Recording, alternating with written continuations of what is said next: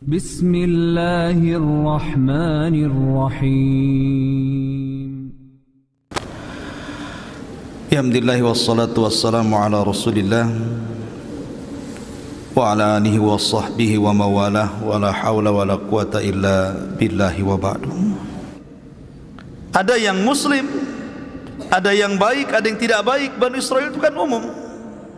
Beda dengan Yahudi, dia agama Yahudi.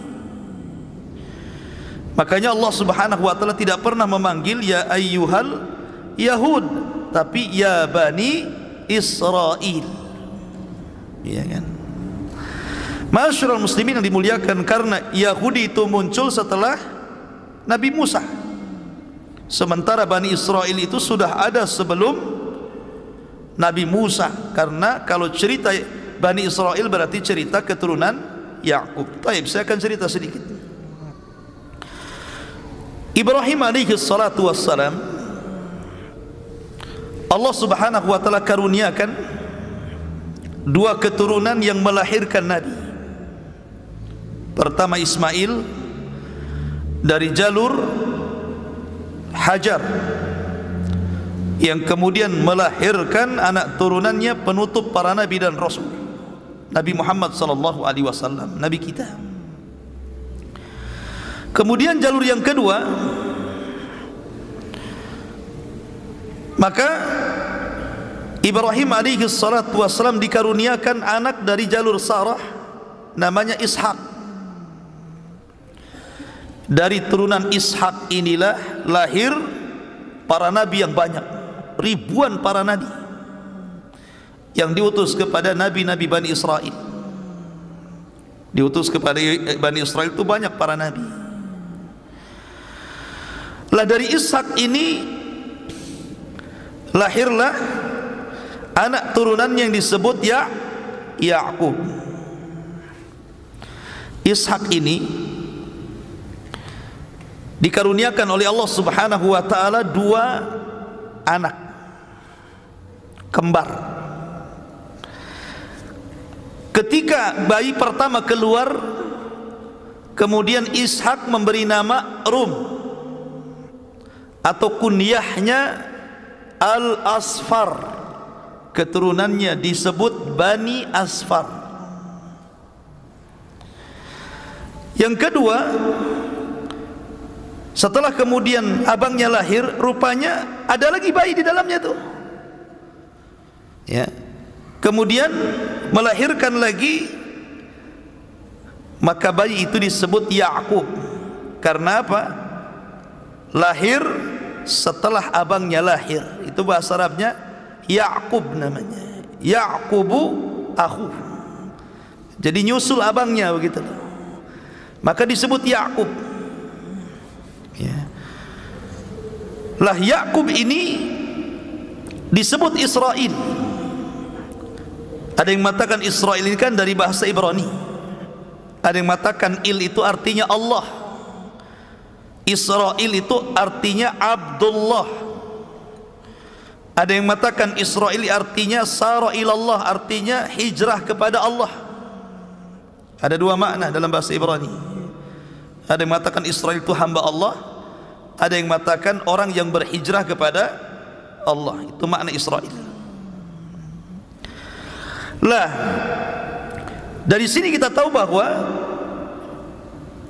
Rum itu abangnya, Yakub itu adiknya. Dan sebagian besar dunia itu lahir dari dua orang ini. Karena Rum itu melahirkan orang-orang yang hidup di Eropa sana.